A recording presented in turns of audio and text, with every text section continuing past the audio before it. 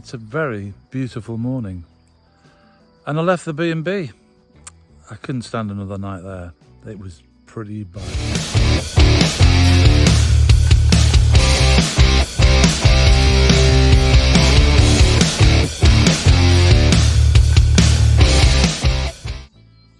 So, yeah, I checked out. Woke up to a beautiful morning. I mean, it's absolutely glorious here today. It's only 9 o'clock and it's 18 degrees already. So I'm riding down through Provence. I've left the Alps behind me really now, after the Grand Canyon. And I'm heading to Draguignan. So I've got myself another Airbnb. This one, I mean, last night's was just not what it was advertised again, and you do really have to be careful, particularly when you look at the photographs. And I do blame a lot of people who put comments on there and say how wonderful things are. The Airbnb that I had was by Lake Verdon, which I know to be beautiful, and you saw pictures yesterday. It's stunningly beautiful. However, I must have do my coat and roasting this. However, where I was actually staying was at the top of this village, which is on a very sort of plateaued, steep village, starting at the top about, it's 300 metres apparently. I doubt that very much, down to the foreshore. I think the only way you do 300 metres from where I was staying would be to jump off there with a parachute and parachute down, because it was incredibly steep. My room was at the back of the house, flat. It didn't even own the whole place. Back of the house, had a door that went out onto just a bit of waste ground, really, a bit of concrete and fenced around it, which was overlooked by the neighbours from next door, I discovered. So all in all, and inside the room there was nothing, no facilities. There was absolutely, it didn't even let me have the Wi-Fi code. I had to ask for that. There was nowhere to get a drink. There was no information in the room. There was absolutely bugger all, and it was a dark, quite cold room. I had to ask for a blanket last night because it was so cold in there. So I had breakfast this morning, standard breakfast, on the balcony, overlooking this beautiful view, which is what she shows. But the sun's not on in the morning, so it was really cold out there. And one croissant, bit of a baguette, some homemade jams that were made back in 2011, because she was so proud of how good they were.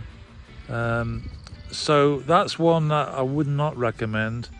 And I found myself another one today, which is only about 2 hours down the road, so I'm just going steady and taking my time.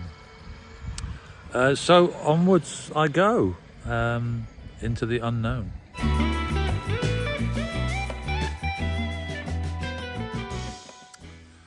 Right, I've re-edited this. I've not really edited it. I've kind of just refilmed it from earlier. It's now about 8 o'clock at night, and it's absolutely beautiful. It's balmy. It's what you expect of the sort of Côte d'Azur, south of France. Lovely, lovely, lovely. I am delighted with my accommodation this evening, and as you know, I wasn't delighted yesterday. You probably picked up on that. This is great. I love it. It's secure parking, so the bike is nice and secure. It's just behind me now as I pass it. There's a lovely, lovely, lovely, lovely area for sunning yourself, sitting down, having a meal outside, if you should wish to do that. The owner of the property is an absolute star and allowed me to enter property, 2-3 hours before I was supposed to be here. I did offer to pay some more because I was only a couple of hours away, and so I was in the area about lunchtime, and I said, I think check-in was 3 o'clock or something, and I sent a message saying, there's a chance I could just pop some the bags in. It's really difficult to shop when you've got the bike, because of course you've got your luggage on it, and of course the luggage isn't secure, and you don't want to take all your luggage off and put it into a shopping trolley and your helmet, although I've got helmet lock now.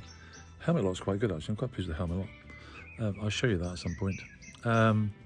So yeah, so I need to, it's difficult. It's difficult with baggage, especially some of these areas where there are quite a few, people that look at you and think, easy pickings. So you have to be security minded. And so it was very, very useful to be able to come here and drop the bags off, had a quick shower because it was so hot, and then literally pop down the road 5 minutes to a supermarket and got some bits and pieces for dinner. So again, you're thinking about the cost of accommodation. If you find somewhere that's really cheap, but it hasn't got cooking facilities, i.e. a kitchen, the likelihood is you're going to have to go out for a meal. So you're going to add 20, 30, 40 euros to the cost of your evening by having to buy some food and drink, whatever. So I think it's important that if you can get an Airbnb that has catering facilities, a kitchen at the very least, then you're going to save yourself some money because you can go to the supermarket, buy the bits and pieces and cook it yourself and save some pennies, euros.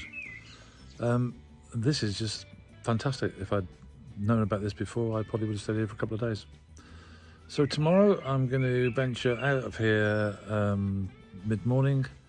I've got another place to go to tomorrow night, which is kind of just along the road really, about I think 2 hours. But what I'm going to do, I'm going to dive south because I'm 45 minutes away from Cannes, and I'm going to pop down to Cannes. I've been told not to go there. I read a thing saying don't go. It's chaos. It's manic. Can it be any worse than driving through bloody Britain? No, I can't think so. So I'm going to go down there tomorrow morning, have a little look, maybe pull up and have a little look at the Mediterranean before I then curl back around and back up into the hills on a sort of similar area to where I am now. But as I say, just kind of that way, where I'm there for 2 days, and that's the 2 days that I'm going to be spending one of those days travelling down to Monaco and having a look around Monaco, if I can, pre-Grand Prix. God knows what security and everything's going to be like down there. I have no idea. But I'm going to pop into Monaco. It's about a 2-hour run in. Pop in there, have a look what's what, and then pop back. Before I then head west, visiting a place called Sète on the Mediterranean coast, which is a place I know well.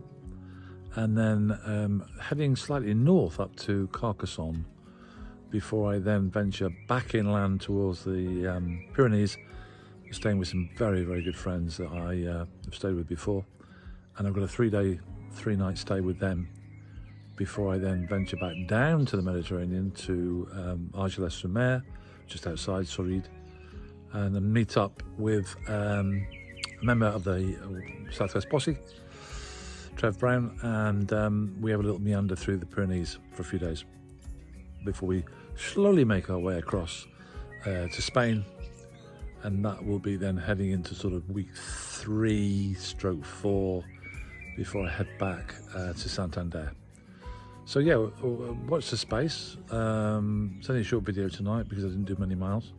So yeah, that's listen to the bird song, look at the view. It's incredible.